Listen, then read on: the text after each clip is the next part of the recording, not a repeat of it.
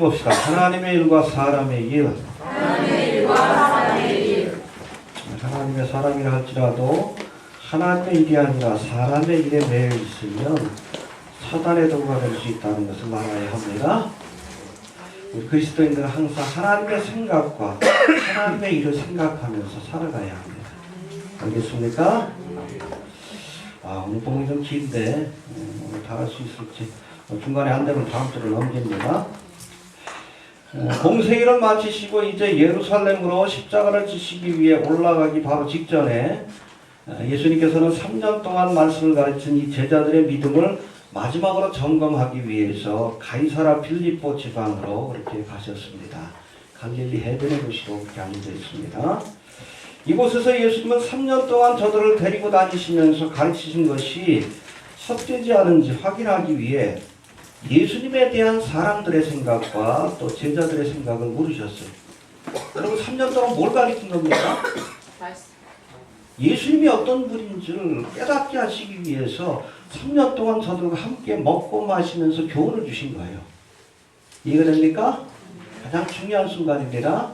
아무리 여러분 우리가 예수님을 오랫동안 믿는다 할지라도 예수님이 어떤 분인가에 대한 분명한 우리가 신앙의 고백과 지식이 없으면 헛되는 거예요. 해봅시다. 바로 알고 믿자. 바로 알고 믿자. 무조건 믿으면 안 돼요. 우리 믿음의 주여 온전케 하시는 이 예수를 바라보라. 여러분 신앙은 예수님을 바라보는 거예요. 해봅시다. 믿음은 예수님을 바라보는 것이다. 예수님을 바라보는 것이다. 예. 근데 우리가 바라보는 예수님이 누군 줄 우리가 잘못 알고 있다 그러면 그건 헛되는 겁니다. 헛된 믿음이에요. 열심히 예수에 대해서 배웠는데 성경에서 말씀하는 예수님이 아닌 다른 예수를 배우고 있다. 그 믿음 헛되는 겁니다. 여러분 예수에 대해서 우리가 분명히 알아야 합니다. 그분이 어떤 분인지 깨달아야 합니다.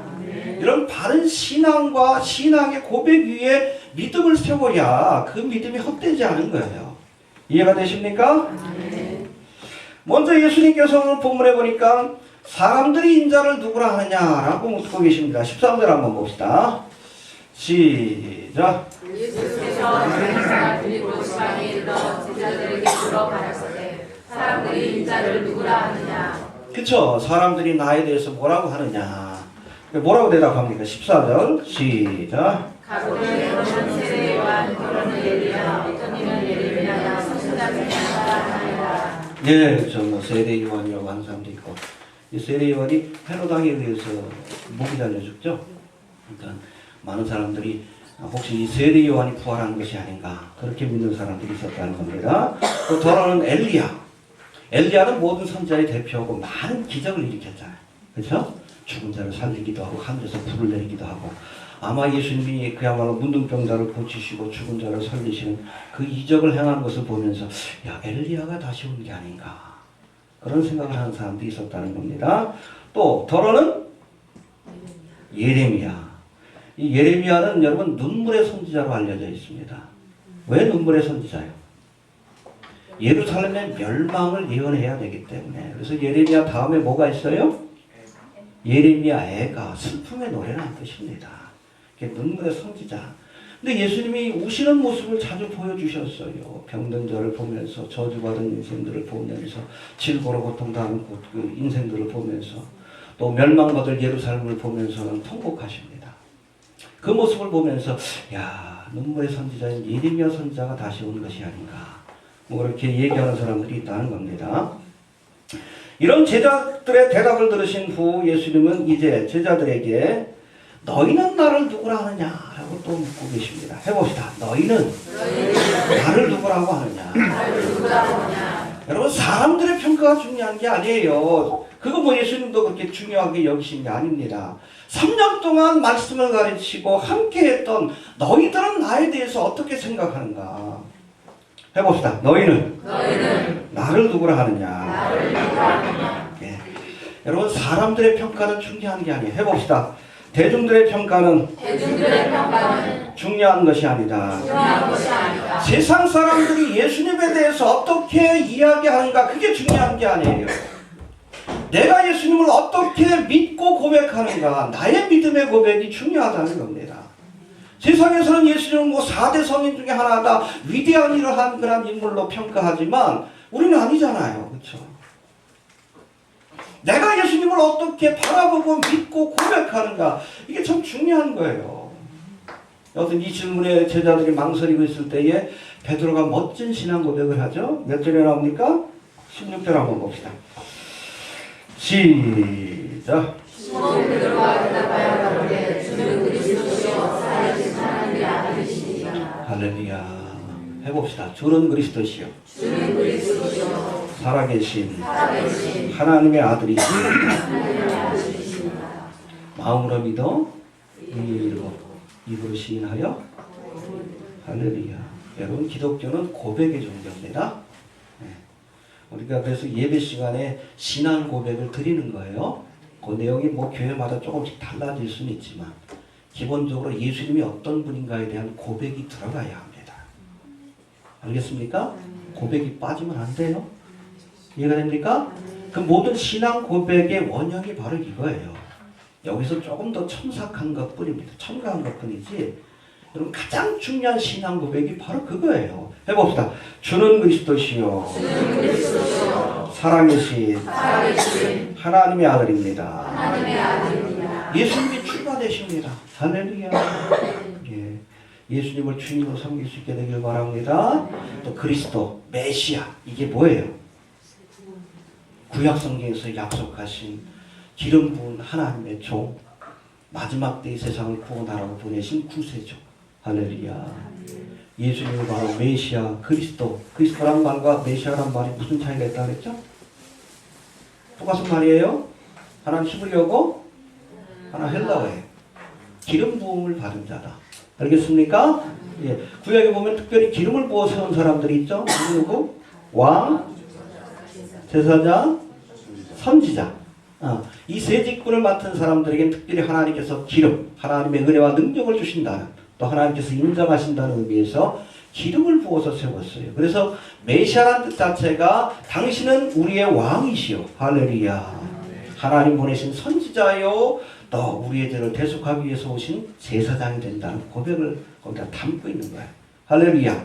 한마디로 말해서 당신은 우리를 구원할 구세주가 되신다. 이런 고백을 드릴 수 있어야 합니다. 예수님은 그리스도이십니다. 알겠습니까? 그리스도시요 살아계신 하나님의 아들이십니다. 할렐루야.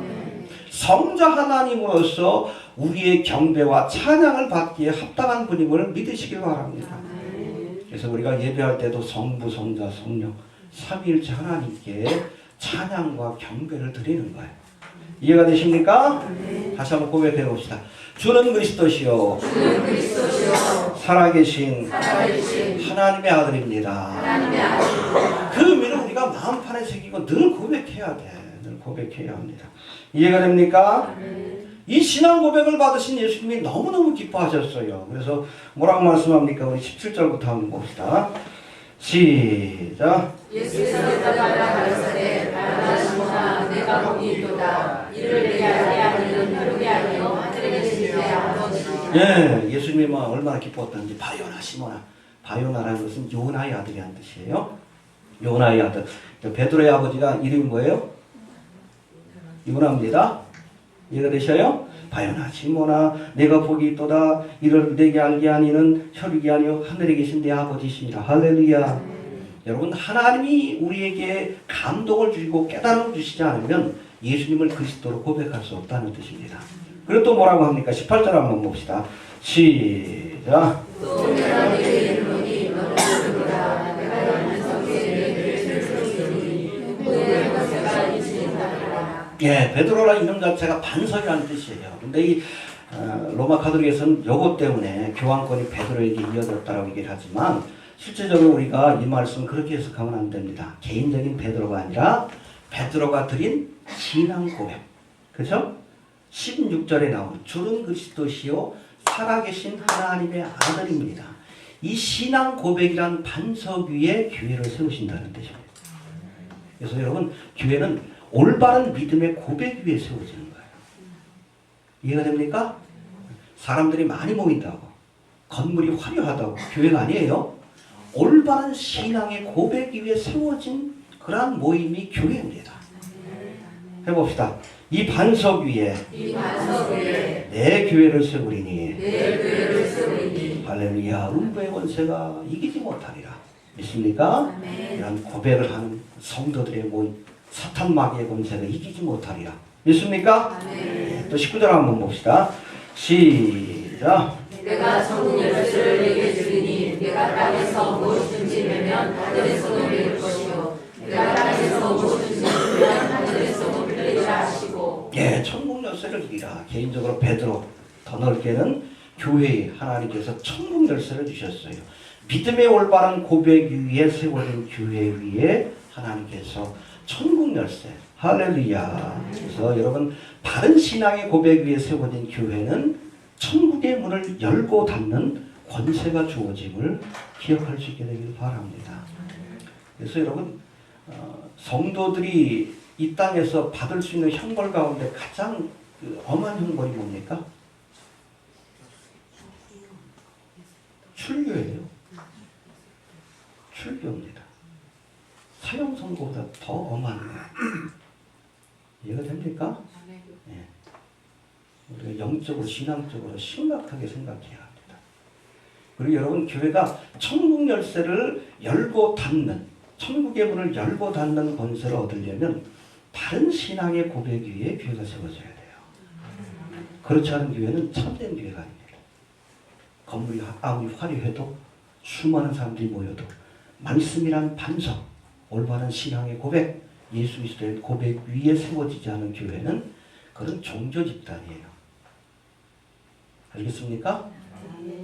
예수를 믿는 게 아니라 목사를 믿어. 사입이 종교 집단이에요. 예수를 믿는 것이 아니라 박근혜를 믿어. 사입이 집단이에요. 사입이가 뭡니까? 가짜란 뜻이에요. 겉으로 보기엔 교회 같아. 겉으로 보기엔 기독교 카페 같아. 그냥 바른 신앙의 고백. 그렇죠? 예수 그리스도를 주로 고백하고 믿어야지. 예수님이 만왕의 왕인 것을 인정해야지.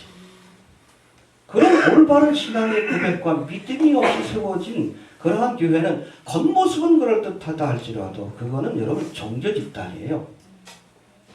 알겠습니까? 예.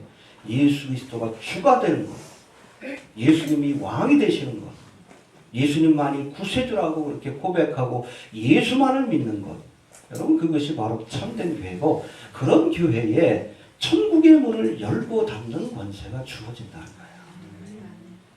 한국 교회가 바로 서야 합니다. 이런 신앙의 고백으로 돌아와야 돼. 이따가도 말씀드리겠지만 한국 교회 가장 큰 우상은 사람이에요. 목사입니다.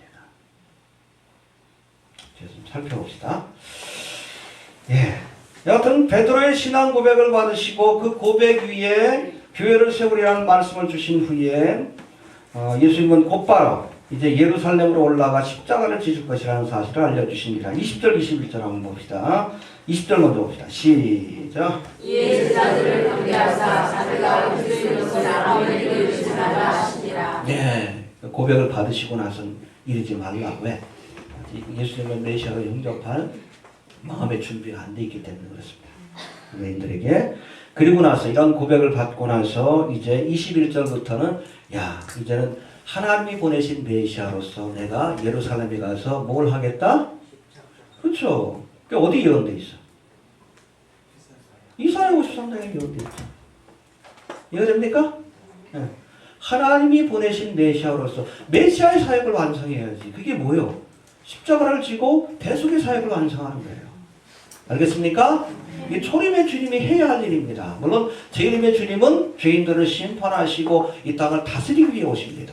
그러나 초림의 주님이 하실 일이 뭡니까? 십자가를 지고 대속의 사역을 완성하는 거예요. 그래서 십자가를 져야 한다. 하나님이 보내신 구세주여 메시아로서 십자가를 져야 한다는 것을 말씀하고 계십니다. 할렐루야. 21절 한번 봅시다. 시작. 이때로부터 예수 그리스도께서 예루살렘에 올라가 장로들과 제사장들과 세관들에게 나오는 은혜를 받고 주님을 하고 제3일에 살아날 것을 제자들에게 이루어서 하시니. 그렇죠. 가이사랴 빌립보에서 자신이 그리스도라는 사실을 계시하셨어요. 알려주셨습니다. 공개적으로. 그리고 나서 뭘 가르치십니까? 이제는 메시아로서 십자가를 져야 한다는 사실을 가르치신 거예요. 이게 메시아가 해야 할 일이다. 이사야에서, 구약에서 특별히 대속의 사역을 감당하는 메시아에 관한 나의 사명과 예언을 내가 완수해야 된다라고 말씀하고 계십니다. 그런데 이 말씀을 듣는 이 베드로가 예수님을 붙들고 간하며 십자가의 길을 가는 예수님을 가로막았다라고 말씀하고 계십니다. 한번 봅시다. 22절 시작. 베드로가 예수를 붙들고 간하여 가되 주여 그리하옵소서 이 결코 주에게 지시지 아니하리이다. 네, 왜 그랬을까? 뒤에 좀 살펴봅시다. 특별히 22절의 말씀에 보면 십자가의 길을 가려는 예수님을 베드로가 간했다. 예수님을 붙들고 간했다. 간청했다고 번역해 놓았는데 실제로 이 간했다는 그 말씀은 헬라어로 에피티마오라고 되어 있습니다. 근데 이건 간청했다는 뜻이 아니라 실제로는 꾸짖었다는 뜻으로 하고 있어요. 리부이라고 되어 있습니다. 예수님을 책망한 거예요. 철없이 왜 또 십자가를 진다고 하냐. 예루살렘에 가면 왕이 될 텐데 엉뚱한 소리 하고 있다. 베드로가 예수님을 책망한 거예요. 꾸짖은 겁니다. 어른이 애들을 꾸짖듯이. 그래서 무슨 소리 들었어요? 사탄아 애들을 불러라.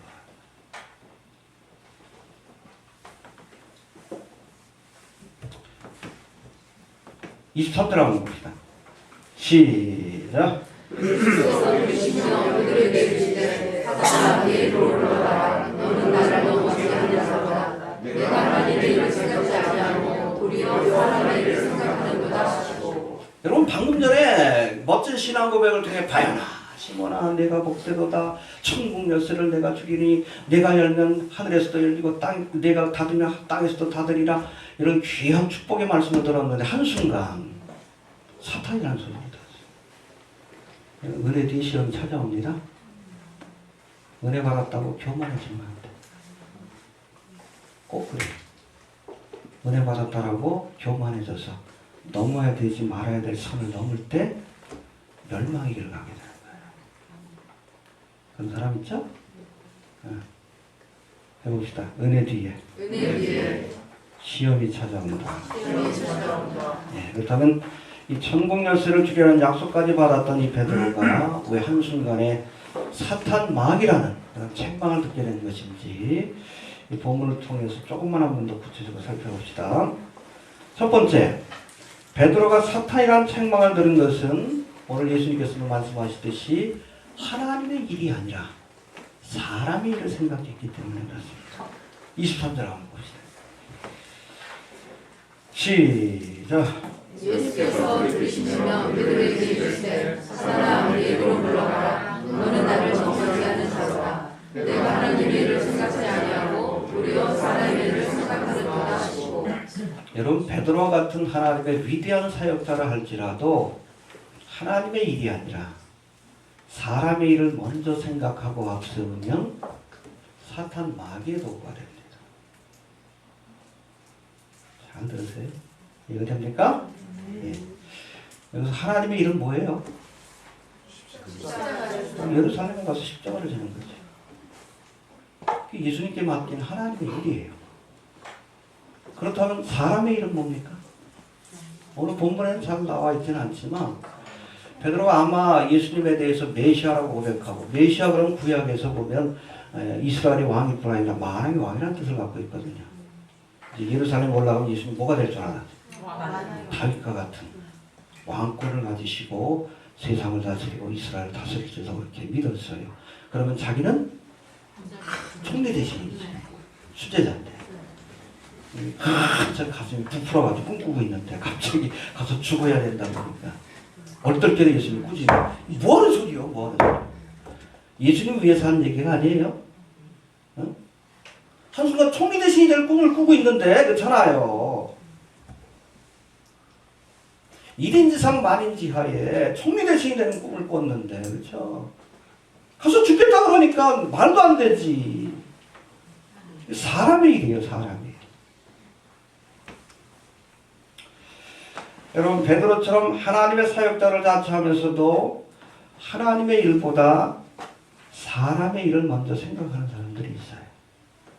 복음이 전파되고 하나님의 나라가 확장되고 마지막 때를 알리는 것보다 어떻게 하면 내가 이걸 통해서 명예를 얻고 돈을 얻을 수 있을까? 사람의 일을 생각하는 자들이 있습니다. 저는 뭐 마지막 때를 알리는 사역을 하지만 사람의 일을 생각하는 순간 사탄 마귀의 도구가 될 수 있다는 것을 알아야 합니다. 알겠습니까? 끝까지 하나님의 사역자가 순수하지 않으면 하나님의 일만 생각하면서 순수하게 그 길을 가야 되는데 어느 순간인가 내가 돈과 명예와 권세를 생각하기 시작하면 잘 들으세요. 그 순간부터 사탄 마귀의 종로로 타게 된다는 것을 알아야 합니다. 이해됩니까? 네. 예.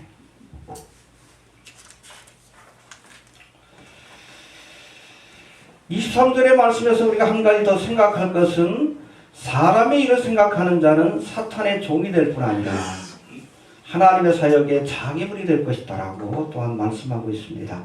23절 한번 다시 봅시다. 시작. 예수께서 돌이키시며 베드로에게 이르시되 사람아 내게로 올라가라. 너는 나를 넘어지게 하는 자로다. 내가 하나님의 일을 생각하지 아니하고 도리어 사람의 일을 생각하는 자라 하시고. 예, 그러니까 사단아 내 뒤로 물러가라. 그렇죠? 우리가 하나님의 일이 아니라 사람의 일을 생각할 때 사탄의 도구가 될 수 있다는 얘기예요. 그리고 또 뭐라고 했어요? 너는 나를 넘어지게 하는 자로다. 헬라어 본문을 보니까 스칸다론 무에이라고 되어 있는데 직역하면 너는 나의 장애물이다. 스탬블링 블럭. 넘어지게 하는 걸림돌이다. 해봅시다. 너는 나의 장애물이다. 하나님의 사역을 도와야 할 일꾼이 사람의 생각에 사로잡히면 하나님의 생각이 아니라 사람의 생각에 사로잡히면 하나님의 일에 도움을 주는 것이 아니라 오히려 하나님의 일을 방해하는 걸림돌이 될 수 있다는 것을 여러분 기억하시게 되길 바랍니다. WCC로 주도했던 명성교회 김사환 목사가 은퇴를 한 1년여 전에 한 걸로 아는데 그동안 후임을 안 세웠어요. 희한하죠? 원래 은퇴하려면 후임을 세워야 될 거 아니에요. 근데 은퇴하고 나서도 1년이 넘도록 후임을 안 세웠어. 그랬더니 요번에 지하들도 그냥 세습한다고. 편법적인 세습이죠. 원래 그 통합측이죠? 맞나요? 네, 통합측이죠. 통합측에서는 목회 세습을 못하도록 법에서 규정하고 있어요. 금지하고 있으니까 목회 세습을 그냥 이렇게 곧바로 했다가 문제가 될 것 같으니까 아들내미 김하나인가? 아들내미를 개척을 시켰어요. 개척을 시켜가지고서 지금의 명성교회와 아들의 교회를 통합한다는 그런 방법으로 편법적인 지금 세습을 지금 진행시키고 있습니다.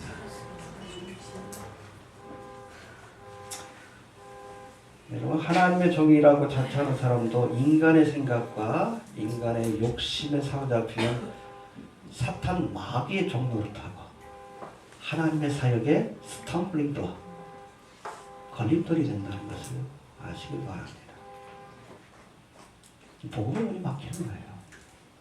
그렇죠? 저짓 하는데 교회 나오고 싶겠어요? 예수 안 믿는 사람들이? 목사들이? 돈, 명예, 권세 그렇죠? 자식한테 물려주기 위해서 저런 편법을 쓰고 저 추잡한 짓거리를 하는데 누가 예수를 믿겠어? 이게 뭐 이게 바로 스탬블링 블럭이에요. 목사가 사람들로 하여금 사람들이 예수님을 믿고 예수님을 섬기는데 걸림돌이 되는 거예요. 디딤돌이 되는 것이 아니라. 왜? 사람의 일을 생각하다. 이렇게 좋은 기회 어떻게 남한테 주니까 자식한테 줘야지. 그게 사람의 일. 그 순간부터 사탄의 종이 되는 것이고 하나님의 복음 전파에 가장 큰 걸림돌이 된다는 것을 우리가 알아야 합니다. 분명히 심판할 겁니다. 저는 그렇게 봐요. 분명히 심판할 겁니다.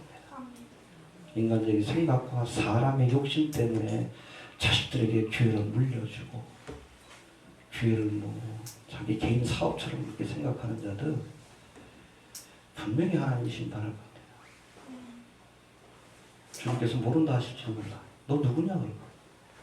내가 주의 이름으로 선지자 노릇하고 교단의 총회장도 하고. 주님께서 모른다 그러면 어떡할 거야. 이 불법을 행하는 자예요.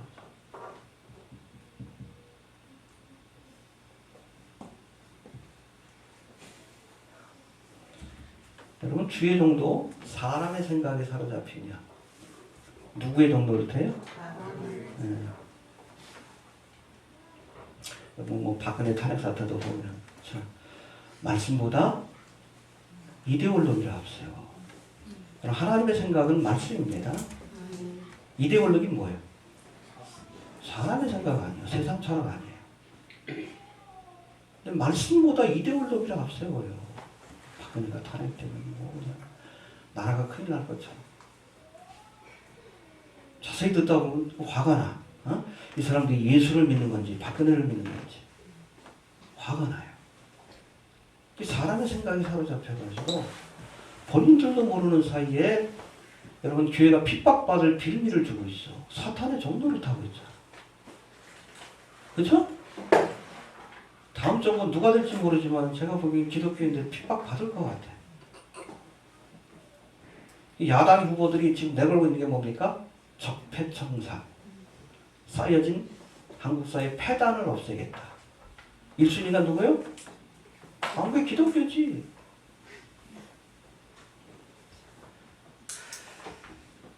두들겨 맞을 것 같아. 맞을 빌미를 주잖아. 걸림돌이 되고 있잖아요. 예수 안 믿는 사람들이 예수 믿는 사람들을 신뢰한다. 10%밖에 안 남았어. 90%는 신뢰하지 않는다. 그 상태에서 무슨 전도가 됩니까?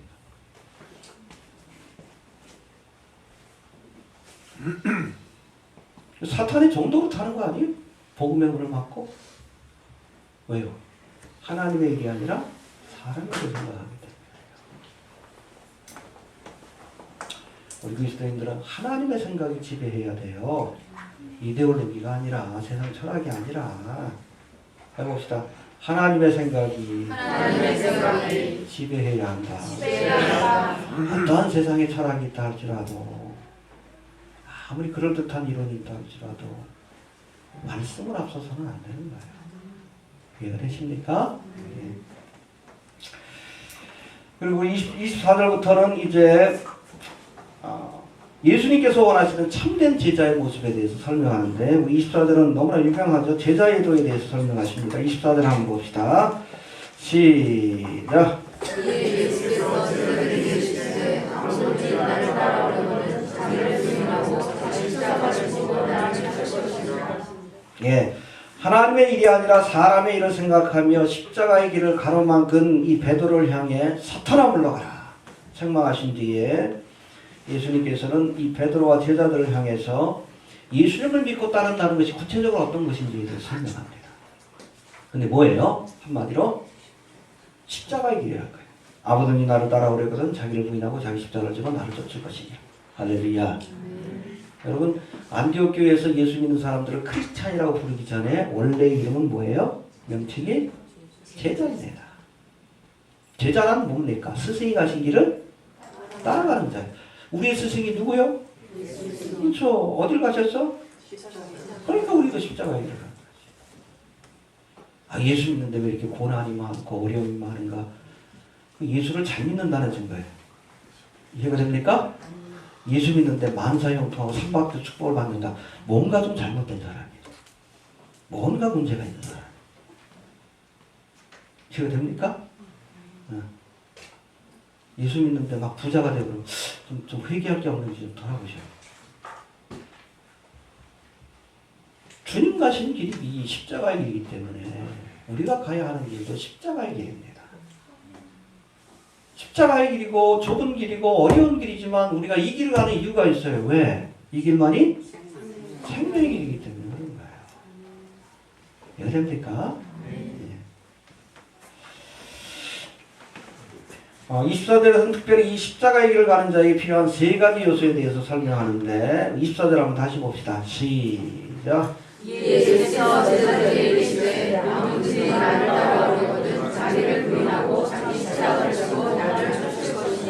예, 예수님을 따르기 위해서는 세 가지가 필요합니다. 먼저 자기를 부인하고 해봅시다. 자기를 부인하고 예, 자기를 부인하고 deny oneself라고 되어 있는데 자기를 부인한다 하면 나의 생각과 욕망과 계획을 포기하는 것을 의미합니다. 십자가에 못 박아야 됩니다. 내 생각과 계획과 욕망을 십자가에 못 박아야 돼요. 그래서 주경과 버클레이는 이 말씀을 자기를 부인한다는 이 말씀을 해봅시다. 매 순간마다 자신에 대해 노라고 말하고 하나님께는 예스라고 말하는 것이다. 알겠습니까? 끊임없이 부정해야 돼요. 내 생각을 부정해야 합니다. 포기해야 합니다.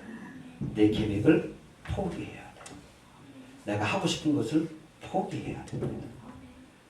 내 생각을 포기해야 하나님의 뜻이 이루어질 수 있어요.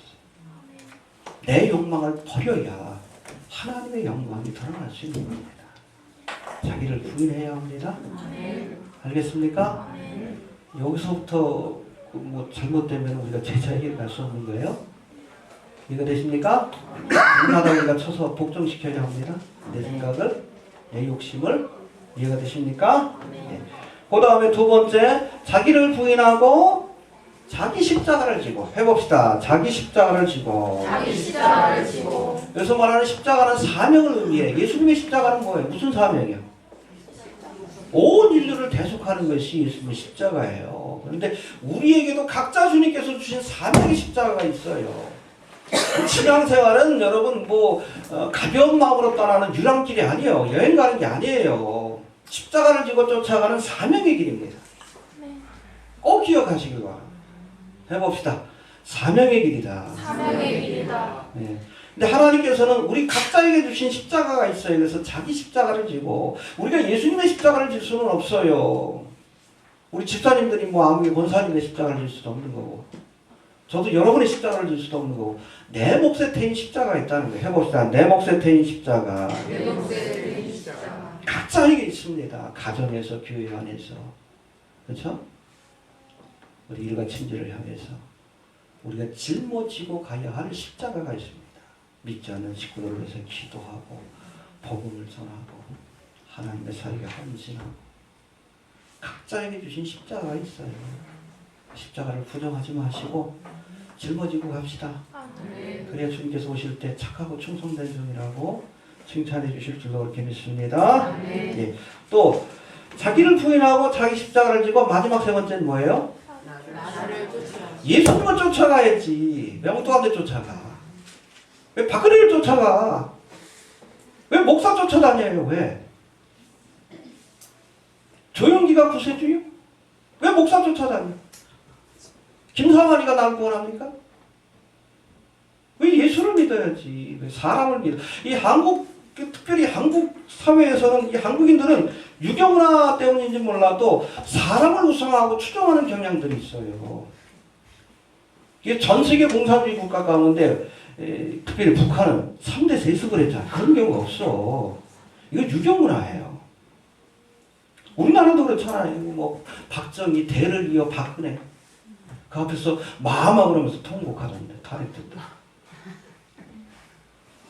사람을 우상해요. 사람. 그런 경향들이 굉장히 강해. 우리나라는.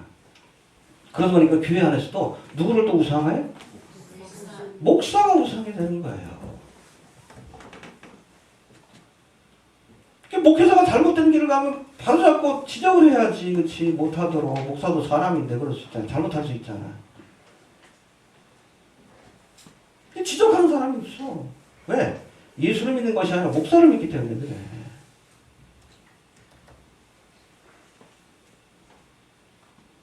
그러니까 자식한테 물려줘도 찍소리 못하지.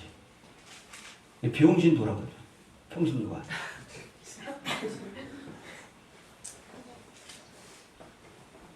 찍소리도 못하잖아. 목사가 돈을 뺏어가도 찍소리도 못하고 가능을 해도 그냥 감사주기 받고 말도 안 되는 짓거리들이 지금 한국 교회에 일어나고 있잖아. 정재국이 봐요 그거.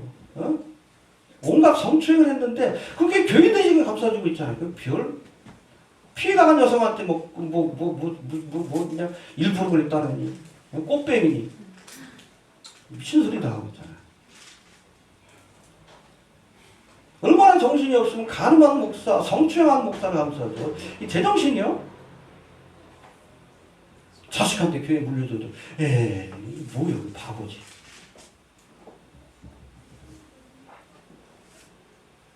예수님을 믿으세요. 나를 따르라고 그랬어요. 예수님이 나를 따르라. 여러분 아무리 잘 믿어도 여러분 예수님을 믿는 것이 아니라 사람을 믿고 추종하면 여러분 그건 여러분 우상이에요. 우상 숭배가 지옥 갑니까? 지옥까지 당연히. 목사는 우상을 섬기는데 어떻게 천국 가? 예수를 따라야 예수님과 함께 천국 가지. 해봅시다. 나를 따르라. 나를 따르라. 예수님을 따라간대요. 왜 자꾸 목사를 따라가고 사람을 쫓아갑니까? 왜 박근혜? 아니 참 기가 막혀가지고 왜 예수 믿는 사람이 박근혜를 또 쫓아다녀? 무당한테 홀려가지고 국정을 저렇게 농단한 사람인데 코미디도 아니고 뭐 하는 짓이야 이거.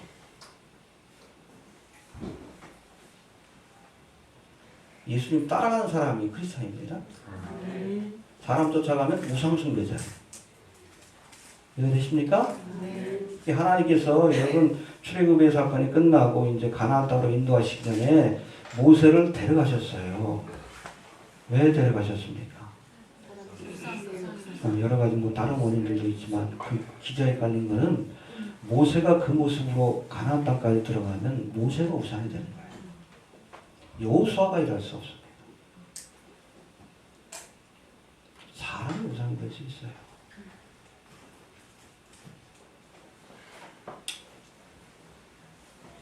깝깝하죠? 이렇게 보니까.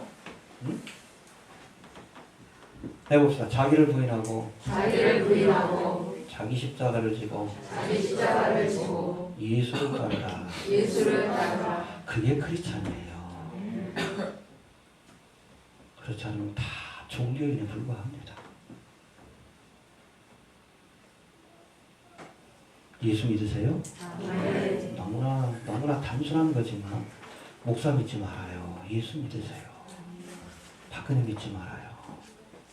예수 믿으세요. 예수 믿어야 예수님이 우리의 삶을 책임져 주시지.